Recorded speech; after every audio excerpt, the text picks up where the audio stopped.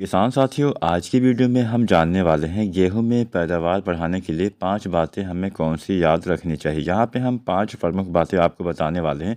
अगर आप सभी इन पांचों बातों का ध्यान रखते हैं तो आप भी गेहूं में ज़्यादा पैदावार ले पाएंगे। आपके भी गेहूं के पौधे की ग्रोथ अच्छी होगी, ज़्यादा कल्ले आएंगे, ज़्यादा बढ़वार होगी। आपकी भी गेहूँ में अच्छी बाली आएंगी, मोटी लंबी बाली आएंगी, जिससे आपको बाद में ज़्यादा उत्पादन भी मिल जाएगा। नमस्कार किसान साथियों, SRJ खेती चैनल पे आप सभी का स्वागत है। अगर आप सभी चैनल पे नए हैं तो सबसे पहले सब्सक्राइब करें। कोई भी सवाल, कोई भी सुझाव है, नीचे कमेंट करना मत भूलिएगा। चलिए वीडियो स्टार्ट करते हैं, जानते हैं गेहूं में अगर हमें पैदावार बढ़ानी है तो हमें कौन सी 5 बातें याद रखनी चाहिए। किसान साथियों, अगर आप चाहते हैं गेहूं में आपको ज़्यादा पैदावार मिल सके तो सबसे पहले आपको ध्यान रखना है कि हमेशा गेहूं की उन प्रजातियों का चयन करिए जो काफ़ी ज़्यादा पैदावार देती हैं। हमारी ऐसी बहुत सारी गेहूं की किस्में हैं जो काफ़ी ज़्यादा पैदावार देती हैं, तो उन्हीं किस्मों का किसान साथियों आपको चयन करना होता है। किस्म के चयन के समय आपको बहुत सावधानी बरतनी होती है। आपके क्षेत्र में जो किस्म अच्छा उत्पादन देती हो, ज़्यादा पैदावार देती हो, आपको उन्हीं किस्मों का चयन करना होता है। किसान साथियों, हमारे देश में ऐसी बहुत सारी किस्में हैं जो काफ़ी अच्छी हैं, काफ़ी अच्छा उत्पादन देती है, लेकिन बहुत सारे किसान भाई इसके बारे में नहीं जानते होंगे। तो अगर आपको नहीं पता है कौन सी किस्में कहाँ पे लगाई जाती हैं, तो इसके ऊपर हमारे चैनल पे समय समय पे वीडियो भी आती रहती है कि हाँ, ये किस्म यहाँ पे आप लगा सकते हैं।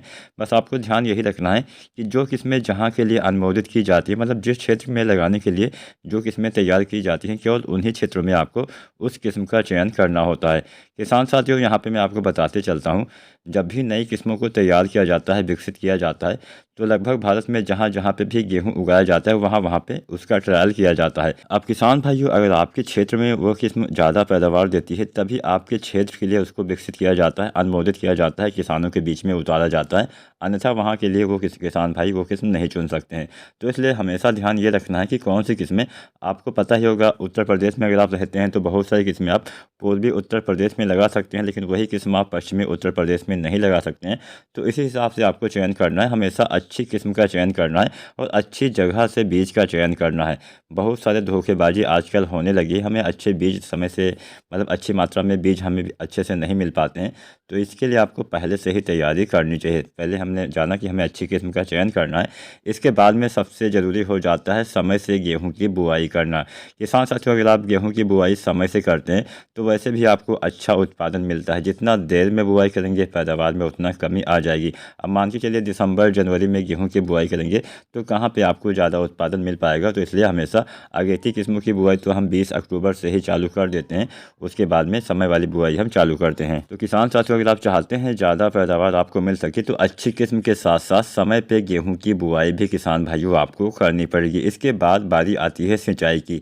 अब सिंचाई के बिना कभी भी आप किसी भी फसल में ज़्यादा पैदावार नहीं ले पाते हैं। हालांकि गेहूं को बहुत ज़्यादा पानी का मात्रा की आवश्यकता नहीं होती है, फिर भी ऐसी बहुत सारी अवस्थाएं होती है जब इसको पानी की अधिक आवश्यकता होती है।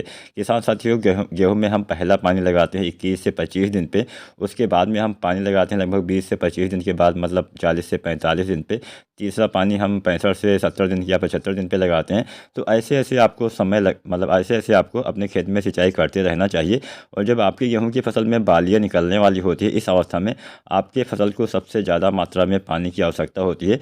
तो जब तक जब से बालियाँ निकलना स्टार्ट होती हैं उस अवस्था से लेकर जब तक दाने का भराव नहीं हो जाता, मतलब गबोट अवस्था से लेकर दाने भरने के लास्ट स्टेज तक आपको खेत में नमी बना के रखना होता है। और गेहूं में पहला पानी भी काफ़ी इंपॉर्टेंट होता है। बहुत सारे किसान भाई पहला सिंचाई करते समय बहुत सारी गलतियाँ कर देते हैं। पहला पानी हमेशा हल्का लगाना होता है क्योंकि आपके पौधे छोटे होते हैं। अब जब पौधा छोटा है, ज़्यादा पानी मतलब उसकी आवश्यकता काफ़ी कम है, आप ज़्यादा मात्रा में पानी लगा देंगे तो आपके पौधे में उसका बुरा असर होता है। जड़ों के विकास में बहुत दिक्कतें आ जाती है। जड़ें आपकी, मतलब आपका पूरा पौधा ही तनाव में चला जाता है, जिससे आपको बाद में नुकसान दिखाई दे जाता है। आपकी फसल में ज़्यादा कल्ले फुटाव नहीं हो पाता है, आपकी फसल में पीलापन भी आ जाता है। तो यहाँ पे सबसे पहले हम बात करेंगे, बाई चांस हमारे गेहूँ में किसी भी अवस्था में अगर पीलापन आ जाता है तो पीलापन दूर करने के लिए बहुत ही आसान तरीका मैं आपको बता देता हूँ। आप चाहें तो यह तरीका भी अपना सकते हैं। किसान साथियों, अगर आपकी गेहूं की बुआई की अभी मान के चलिए 30 से 50 दिन की अवस्था है और आपके गेहूं में पीलापन आ गया है, तो पीलापन दूर करने के लिए आपको 1 kg यूरिया लेना है। 1 से 2 किलोग्राम आप ले सकते हैं। और साथ में किसान साथियों आपको लेना है जिंक सल्फेट। अब यूरिया और जिंक का अगर आप छिड़काव कर देते हैं, स्प्रे कर देते हैं, तो आपके पौधे में हरापन आ जाएगा, आपके पौधे में नाइट्रोजन की जो कमी बाई चांस हो जाती है वो भी दूर हो जाएगी। तो ऐसा तरीका आप अपना सकते हैं। जो जिंक आता है 33% वाला, उसकी आपको 750 ग्राम मात्रा लेनी है। या फिर जो जिंक आता है 21% वाला, इसकी आपको 1 kg मात्रा लेनी है। या फिर जो 12% वाला जिंक आता है, इसकी आपको लगभग 125 से 150 ग्राम मात्रा पर एकड़ के हिसाब से आपको यूज करना है। हमारे बहुत सारे किसान भाई DAP का भी स्प्रे कर सकते हैं। हालांकि इसका स्प्रे आपको कब करना होता है, इसका स्प्रे कल्ले के विकास के समय ही करना होता है। 30 से 50 दिन की अवस्था में आप DAP का भी स्प्रे कर सकते हैं। तो अगर आप DAP का स्प्रे करना चाहते हैं तो यहाँ पे 1 kg आपको दानेदार यूरिया लेना है और 2 kg यहाँ पे आपको DAP लेना है। अब DAP को आपको एक दिन पहले घोलना पड़ेगा, उसकी क्योंकि ये बहुत जल्दी घुलती नहीं है। तो एक दिन 24 घंटा पहले आप घोल लीजिए, उसके बाद में उसी दिन आपको यूरिया घोल के एक साथ प्रयोग कर देना है। DAP में फास्फोरस भी होता है, फास्फोरस से जड़ों का विकास भी अच्छे से होगा। तो बाई चांस पीलापन आ जाता है, आपके पौधे में ज़्यादा पीलापन है, आपकी जड़ों का विकास अच्छे से नहीं हो पा रहा है, तो आप 1 kg यूरिया साथ में 2 kg आप DAP का भी स्प्रे कर सकते हैं। साथ में चाहे तो जो चिलेटेड वाली जिंक आती है 12% वाली, इसका भी इस्तेमाल इसी के साथ कर सकते हैं। सभी का अलग अलग घोल बना के आप एक साथ प्रयोग कर लीजिएगा। तो ये तरीका हो गया कि हम पीलापन कैसे दूर कर सकते हैं। तो यहाँ पे जो आप DAP का स्प्रे करेंगे, इसका स्प्रे आपको 30 से 50 दिन तक ही करना चाहिए। और आप चाहें तो NPK कुछ आते हैं, इसका भी इस्तेमाल कर सकते हैं। इससे भी अपने पौधे की ग्रोथ बढ़ा सकते हैं, अपने पौधे में हरापन ला सकते हैं। पहला NPK हम यूज करते हैं 19-19-19। इसमें 19% नाइट्रोजन, 19% फास्फोरस, 19% पोटेशियम पाया जाता है। ये पौधे के शुरुआती विकास में काफ़ी सहायता करता है, कल्लों के विकास में, जड़ों के विकास में, पौधे की हरियाली लाने में काफ़ी मदद करता है। तो NPK 19-19-19 या फिर आप NPK 20-20-20 भी डाल सकते हैं। इसकी आपको मतलब जो डालना होता है समय वो होता है 30 से 40 दिन, या फिर आप चाहें तो 2 बार भी इसका इस्तेमाल कर सकते हैं।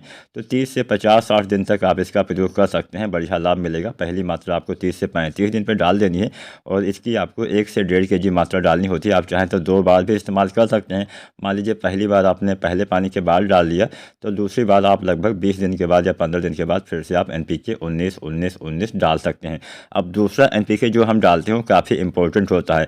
हमारे बहुत सारे किसान भी NPK 12-61-0 का भी इस्तेमाल करते हैं। NPK 12-61-0 हमें तब डालना चाहिए जब हमारी जड़ों का विकास अच्छे से ना हुआ हो, फसल में पीलापन हो।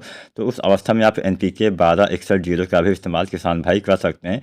इसकी भी आपको 1 से 1.5 kg मात्रा 30 से 50 दिन की अवस्था या फिर 55 दिन की अवस्था तक डाल देना चाहिए। तो हालांकि NPK 19-19-19 से बेहतर काम करेगा। अगर फास्फोरस की कमी हो जाती है तो आप DAP का भी स्प्रे कर सकते हैं। तो इसके साथ साथ किसान साथियों, जो हम दूसरा स्प्रे करते हैं गबोट अवस्था में, वो काफ़ी महत्वपूर्ण होता है। अगर आप चाहते हैं आपके गेहूँ की बालियाँ अच्छी आए, मोटी आए, लंबी आए, तो आपको NPK 0-32-34 गबोट अवस्था में बालियाँ आने से पहले वाली अवस्था में अवश्य डालना चाहिए। NPK 0-32 1 से 1.5 kg आपको डालना है। इसकी आपको इतनी मात्रा पर्याप्त होती है 1 एकड़ खेत के लिए। और गबोट अवस्था में डालना है।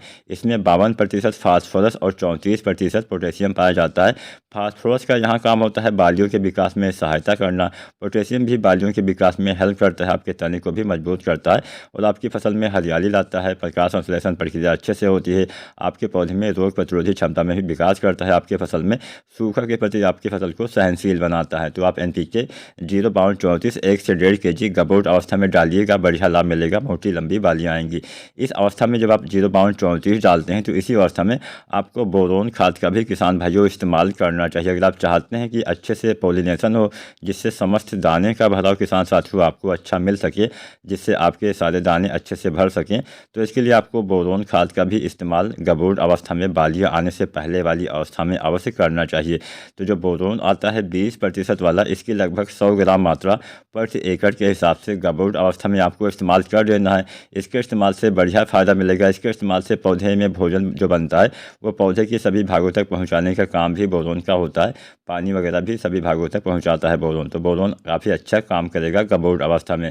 अब इसके बाद में किसान साथियों, कई बार आपने देखा होगा कि जब हमारी गेहूँ में बालियाँ निकलने वाली होती है तो इस अवस्था में भी पीलापन आ जाता है। तो ऐसी कंडीशन में जब आप NPK 0-32 डालते हैं, साथ में बोरोन डालते हैं, तो इसी अवस्था में आप यूरिया का भी छिड़काव कर देंगे तो पीलापन दूर हो जाएगा। जाएगा। कभी भी पीलापन दिखता है हल्का फुल्का तो आप यूरिया का छिड़काव कर सकते हैं। 1 से 2 kg यूरिया भी आप स्प्रे के रूप में दे सकते हैं, जिससे आपकी फसल में पीलापन दूर हो जाएगा। तो गबोट अवस्था में अगर नाइट्रोजन की कमी हो जाएगी तो आपके दाने का विकास, बालियों का विकास सही से नहीं हो पाएगा।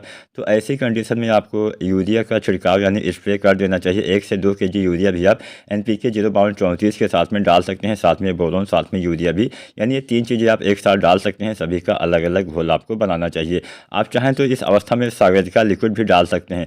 अगर आप गबोट अवस्था में सागर का लिक्विड डालते हैं तो पौधे में भोजन बनाने की जो क्षमता होती है उसमें काफ़ी वृद्धि होती है, जिससे आपके पौधे ज़्यादा मात्रा में, अच्छी मात्रा में भोजन बना पाते हैं, जिससे आपकी बालियों का विकास काफ़ी अच्छे से हो पाता है। तो अगर आप सागर का लिक्विड डालना चाहते हैं तो इसकी आपको 300 से 400 ml मात्रा प्रति एकड़ के हिसाब से गबोट अवस्था में इस्तेमाल करना है, बढ़िया लाभ मिलेगा। यहाँ पे हमने 4 चीज़ें आपको बताई जो गबोट अवस्था में डालना है। पहला हमने बताया 0/34 1 से 1.5 kg, दूसरा हमने बताया बोरोन 20% वाला लगभग 100 ग्राम, तीसरा हमने बताया यूरिया 1 से 2 किलोग्राम, चौथा हमने यहाँ पे किसान साथियों आपको बताया सागर का लिक्विड 300 से 400 ml। अब यहाँ पे चारों का अलग अलग घोल बना के आप छिड़काव कर सकते हैं। बस यूरिया का इस्तेमाल तभी करिएगा, यानी नाइट्रोजन की अगर कमी है तभी आपको यूरिया डालना है, पत्तों में पीलापन है तभी यूरिया डालना है, नहीं तो आपको यूरिया नहीं डालना है। इसके साथ साथ आपको दानेदार यूरिया की भी पूर्ति समय से करनी पड़ेगी। अब दानेदार यूरिया हम पहले पानी पे और दूसरे पानी पे डालते हैं। तो जब आप गेहूँ में पहला पानी लगाते हैं तो उसके बाद में आप हमेशा पानी लगाने के बाद ही आपको यूरिया देना है, पहले आपको नहीं देना है। तो पहले सिंचाई के बाद में आपको 40 kg यूरिया, फिर अधिकतम 45 kg यूरिया आप डाल सकते हैं। उसके बाद में जब दूसरा पानी लगाते हैं लगभग 45 दिन के आसपास, तो आप 45 से 50 या 55 दिन तक आप फिर से 40 किलोग्राम यूरिया डालेंगे तो आपकी फसल में अच्छी ग्रोथ होगी, पौधे में हरियाली बनी रहेगी। हमेशा यूरिया की उचित मात्रा आपको अवश्य डालनी चाहिए। साथ में पोटाश जो होता है, पोटाश आपको बुआई के समय ही डाल देना चाहिए। तो अगर आप सही समय पर सही खादों का इस्तेमाल करते हैं, निश्चित ही आपको गेहूँ में अच्छा और ज़्यादा उत्पादन किसान भाइयों मिलने वाला है। कोई भी आपका सुझाव हो, कुछ भी आप जानकारी चाहते हैं, नीचे कमेंट के माध्यम से आप हमसे पूछ सकते हैं। हम आपके सारे सवालों के जवाब देने की पूरी कोशिश जरूर करेंगे। वीडियो पसंद आई है लाइक करें, चैनल पर नए हैं तो सब्सक्राइब जरूर करें। धन्यवाद।